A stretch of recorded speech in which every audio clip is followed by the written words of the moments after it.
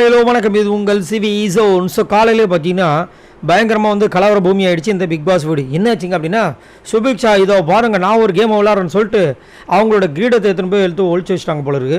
இப்போ அதை வந்து கேட்டால் இவங்க கொடுக்க மாட்றாங்க. அது என்னோடய கேமு அப்படின்றாங்க. அதுக்கு சபரி வந்துட்டு ஏமா இன்னும் கேமே ஸ்டார்ட் ஆகலை, இப்படி எடுத்துகிட்டு போனால் என்ன அர்த்தம்னா ஒரு வார்த்தையை வைக்கிறாங்க. என்னென்னா, நேற்று கேமே ஸ்டார்ட் ஆகிறதுக்கு முன்னாடி அந்த பெரிய கிரீடத்தை எடுத்துன்னு போய் இவர் போட்டார்ல, அவர் என்ன பிக் பாஸை கேட்டால் பண்ணார்.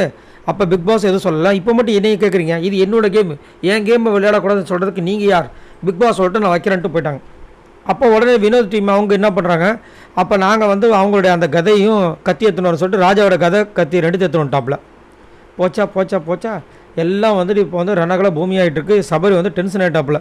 அப்போ அவங்க கேம் விளையாடுங்க, இனிமேல் எங்களை எதுவும் பேசாதீங்கட்டார். ஆனால் இது எப்படி இருக்குன்னா, இது வந்து முதல் கோணில் முற்றிலும் கோணல் மாதிரி இருக்குது. ஆக்சுவலாக நேற்று வந்துட்டு கானாவனத் பண்ணது மொத்தத்தில் தப்பு. ஆளுக்கு என்னென்ன கொடுத்துருக்காங்களோ அதை தான் மாட்டிட்டு அதுக்கப்புறமா அதை வந்து திருடுறது, அந்த மாதிரி ஒரு கான்செப்ட் ஒன்று வச்சுருக்கணும்.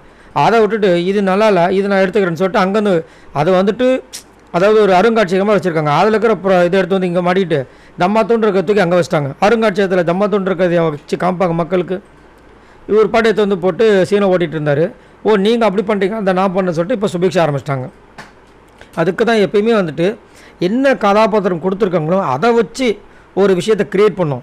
இல்லாதது பொல்லாது இருக்கிறது, அது அங்கே வந்து தேவையில்லாத ஆணியை பிடுங்கிட்டு இந்த ஆணியை நான் பிடுங்கிட்டேன் பார்த்தியா அப்படின்னு சொல்கிறது வந்துட்டு மொக்கையாக தான் இருக்கும். ஸோ இப்போ வந்துட்டு கலவர பூமியாக மாறிடுச்சு. இவங்க நான் அந்த கதையும் கத்தியும் தரமாட்டேன்றாங்க. ஜர்பீஸ் டீமில் வந்துட்டு நாங்கள் அந்த இதை தரமாட்டோம் அப்படின்றாங்க.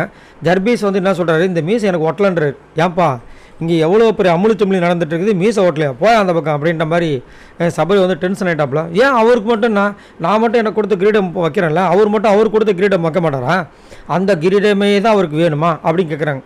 இது இன்னொரு விதத்தில் பார்த்தா அவங்க நாட்டில் வச்சுருந்த ஒரு விஷயத்தை தான் இவர் தூக்கின்னு போயிருக்காரு வினோத் கேம் ஸ்டார்ட் ஆகிறதுக்கு முன்னாடியே. அப்படின்னு பார்க்கும்போது அந்த கிரீடத்தை தான் நம்ம சுபிக்ஷா எடுத்து வந்திருக்காங்க. ஆனால் அவர் வந்துட்டு வீம்புக்கு அப்போ நாங்கள் வந்து கதையை தர முடியாது அப்படின்ற மாதிரி ஒரு விஷயம் பண்ணிகிட்டு இருக்காங்க. அதனால தான் பிக் பாஸே டென்ஷன் ஆகிட்டு ராஜாவே மாற்றிட்டார் போல இருக்குது. ரைட், உங்களோட கருத்துக்களை சொல்லுங்கள் பாய் நண்பர்களே. முதல்ல உங்களுக்கு இது இன்ட்ரெஸ்டிங்காக போதா?